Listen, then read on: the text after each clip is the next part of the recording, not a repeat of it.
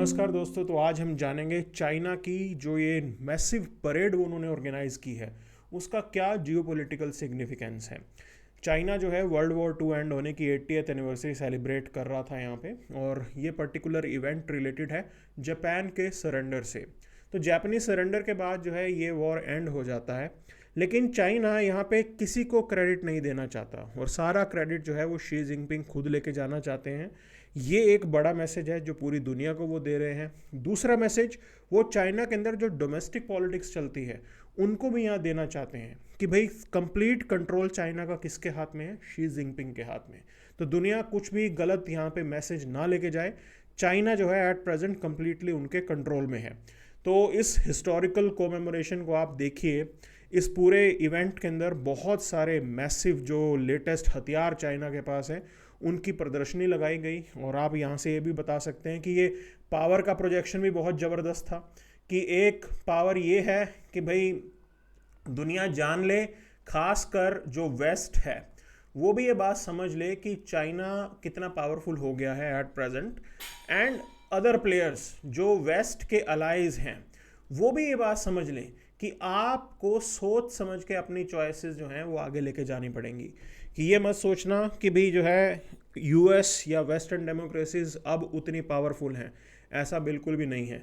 ये एक नया वर्ल्ड ऑर्डर है which is the multipolar world order, और जिसके अंदर डेफिनेटली एक पोल अगर आप देखें तो चाइना है। चाइना उस असर्टिवनेस को दिखाना नहीं चाहता, वो पूरे सिस्टम को डेमोक्रेटाइज करके रखना चाहता है। मतलब वो खुद डेमोक्रेसी नहीं है, लेकिन दुनिया के अंदर वो ऐसा पोर्ट्रे कर रहा है कि भाई जितना हो सके इगैलिटेरियन वे में जियो पॉलिटिक्स और वर्ल्ड ऑर्डर चलेगा। That is what multipolar world order they are talking about.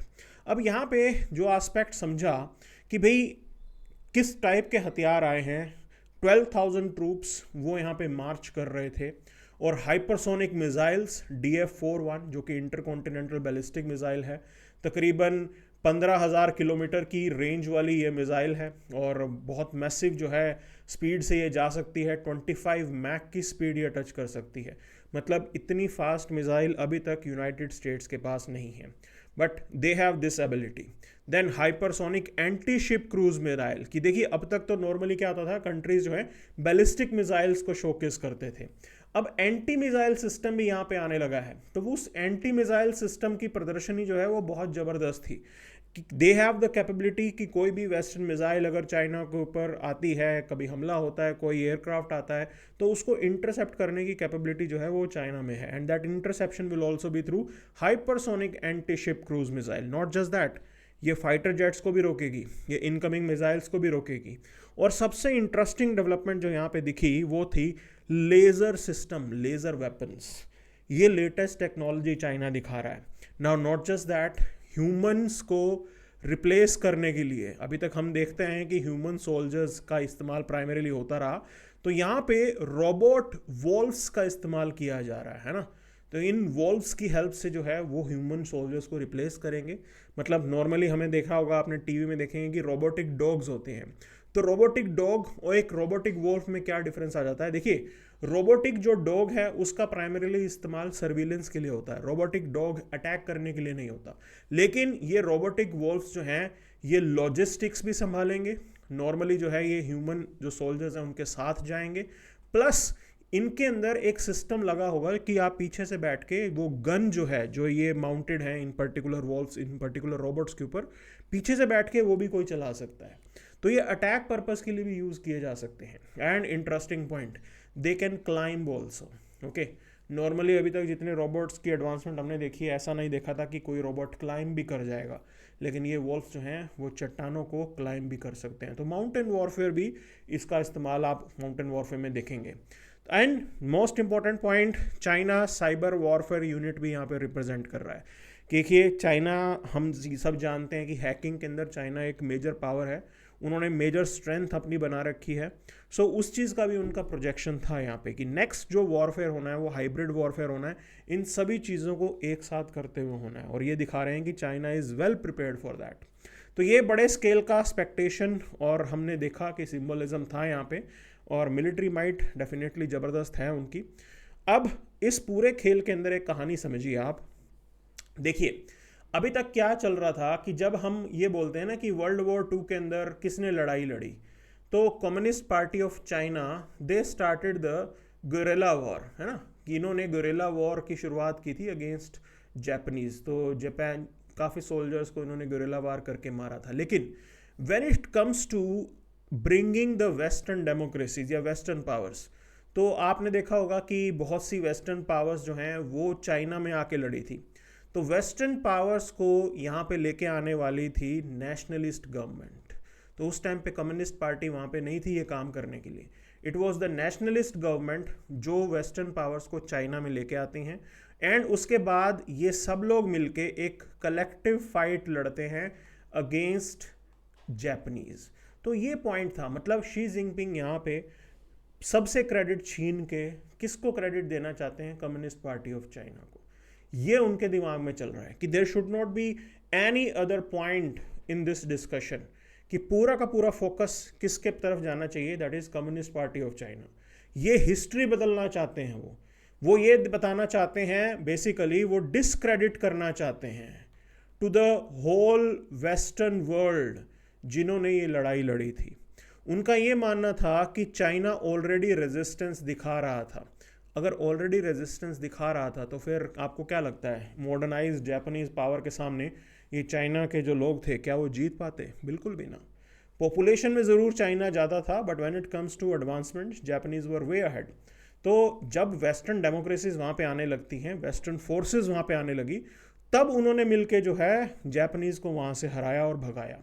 तो ये पॉइंट है। लेकिन शी जिनपिंग जो है उस कंप्लीटली चीज़ों को बदलना चाहते हैं, और जो कंट्रीब्यूशन उनका वेस्ट का था वो सब उन्होंने हटा दिया।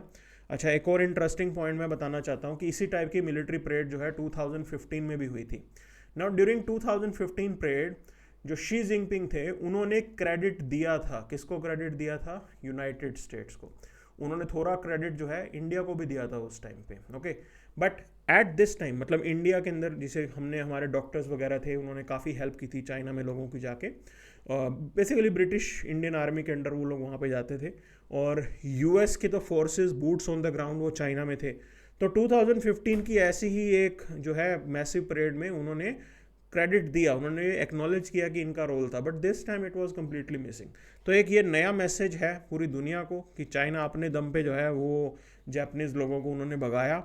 और अब की बार जो प्रोजेक्शन आ रहा है, इट इज़ बेसिकली जो एक्सिस ऑफ अपहेवल, जिनको हम एक तरीके से anti India group, anti America group के तौर पे देखते हैं, है ना। तो ये एक्सिस ऑफ अपहेवल आप देख सकते हैं that they are anti American groups, okay. And anti American की कहानी कुछ ऐसी है कि ये लोग हैं यहाँ पे, ये अमेरिका के एजेंडे से खुश नहीं है, तो they want to create an alternative, okay. और इस पूरे प्रोजेक्शन के अंदर एक बात साफ है, क्या ऑप्टिक्स जा रही है? Optic is this that an alternative is already existing, कि भाई ये ऐसे लोग हैं जो सैंक्शंस की परवाह नहीं करते, और इस पर्टिकुलर न्यू वर्ल्ड ऑर्डर के अंदर, है ना, जो ये नई कहानी बना रहे हैं, न्यू वर्ल्ड ऑर्डर में कोई पुलिसमैन नहीं है। आप जो है सैंक्शंस को फॉलो नहीं करोगे, जो यूनाइटेड स्टेट्स की पॉलिसी रही है। यूएस तो हर चीज़ को कंट्रोल करने की कोशिश करता है, लेकिन ये लोग एक पैरेलल सिस्टम यहाँ पे बनाना चाहते हैं। और Iran was also there, okay, so it was that bigger thing. Iran भी यहाँ पे आ गया था, तो ये बड़ी चीज़ है अपने आप में। तो आप खुद ब खुद इस चीज़ को सोच के देखिए कि कितना जो है यहाँ पे पॉलिटिक्स का पॉइंट चल रहा है, एंड हाउ यू कैन से it is shaping the new world order. पूरी दुनिया जो है इस चीज़ को देख रही है। यूनाइटेड स्टेट्स के लिए भी यहाँ पे मैसेज है कि आप ये जो टैरिफ वॉर कर रहे हो ये फ्रूटफुल नहीं होगा। टैरिफ वॉर के चलते इंडिया जैसा कंट्री जो है इन एक्सिस ऑफ अपहेवल कंट्रीज़ के साथ आ रहा है।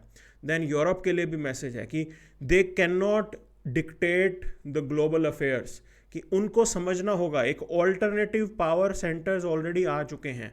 दे have to understand this alternative power centre. इस ऑल्टरनेट को समझिए आप, ये मत सोचिए कि अमेरिकन जो कह रहे हैं वो एब्सोल्युटली करेक्ट है। You have to listen to these powers as well, they are also existing. Global south के लिए भी एक मैसेज है कि भाई देखो हमारे साथ आ जाओ, आपके पास एक वायबल ऑल्टरनेटिव अवेलेबल है, और हम लोग कोई सैंक्शंस भी नहीं लगाते, है ना। तो ये जो वेस्ट की सैंक्शंस पॉलिसी है वो तकरीबन यहाँ पे हमारे यहाँ पे नहीं चलेगी। आप खुल के आइए, काम कीजिए, the way you want to run your system आप आराम से चलाइए। हमारा कोई एजेंडा नहीं है, यूएस का एजेंडा है, US wants to promote democracy. ठीक, तो ये लोग कहते हैं कि हमें कोई दिक्कत नहीं है, हमारा सिस्टम ऐसे ही चलेगा, हमारा कोई एजेंडा नहीं है कि आपको डेमोक्रेटाइज करना है या पॉलिटिकल रिफॉर्म्स करने हैं, ऐसा कुछ नहीं है। Come with us, stay with us, will trade, हम साथ में मिलकर ट्रेड करेंगे, बिजनेस करेंगे and will flourish, all of us will flourish. So it is there गोल, इस तरीके से ये चल रहे हैं यहाँ पे। एंड सब यू कैन से, अब लोगों को लगेगा कि ये it's a viable you can से ऑप्शन। अब दूसरा एंगल यहाँ पे है कि रीजनल सिक्योरिटी डायनामिक्स भी आपको समझने हैं कि ये मैसेजिंग सबके लिए है, कि ताइवान के लिए भी ये मैसेज है ना, कि don't consider that US can save you. अगर कुछ हमने किया तो we will be in a position to create lot of you can say damage to the existence of Taiwan. और साउथ चाइना सी के अंदर बिल्कुल बात साफ है, जो चाइना के क्लेम्स हैं वो बेसिकली उनको सॉलिडिफाई कर रहा है इस पर्टिकुलर डेवलपमेंट से, कि it wants to show the power, कि भी China is a global power, और कितने कंट्रीज़ जो हैं वो चाइना के साथ हैं, कि 26 देश के जो हेड ऑफ द स्टेट्स हैं वो यहाँ पे आ जाते हैं। 26 is a very big number, है ना। तो 26 कंट्रीज़ जो है वो इस पूरे शो को देखने के लिए आए हैं। कोरियन पेनिनसुला के लिए भी एक मैसेजिंग है कि भाई आप भी थोड़ा सोच समझ के चीज़ों को डिसाइड कीजिए। रीजनल सिक्योरिटी कैसी हो सकती है, because Kim Jong Un is also present there, things can change any time, है ना। एंड बात अब सबसे इम्पोर्टेंट जो मैसेज आया है वो है यूएस की एबिलिटी, कि क्या यूएस यहाँ पे किसी भी चीज़ को ठीक कर सकता है। बिकॉज आप एक चीज़ देखिए, ट्रंप ने एक चीज़ बोली है कि भाई India and Russia they went with China, but point is this, who did that? Okay, now problem यही हुई ना, यूएस जो है हमें कॉर्नर करने की कोशिश कर रहा था, चाहे इंडिया को कॉर्नर कर रहा हो चाहे रशिया को कॉर्नर कर रहा हो। सो कॉर्नर कोई भी देश नहीं होना चाहता, तो ये रियलिटी है।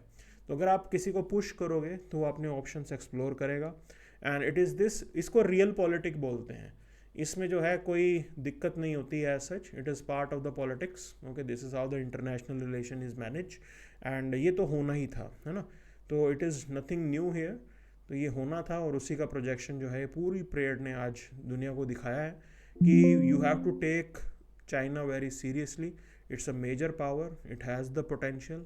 और दुनिया में कोई भी देश जो है अभी एट प्रेजेंट अगर यूएस को कोई टक्कर दे सकता है, it is China without a doubt. Okay, तो आप चाहे मिलिटरली देख लें, चाइना इज़ क्वाइट कैपेबल। इतने बड़े स्केल पे वेपन्स की प्रदर्शनी लगाना, it is for geo political attention, कि दुनिया ये जान ले कि चाइना कितना आगे जा चुका है और कितना आगे जाने वाला है। जितने भी एडवर्सरीज हैं वो भी ये समझ लें कि अगर चाइनीज़ इंटरेस्ट को कहीं पे अंडरमाइन करने की कोशिश करेंगे तो ये कॉन्सिक्वेंसेस हो सकते हैं।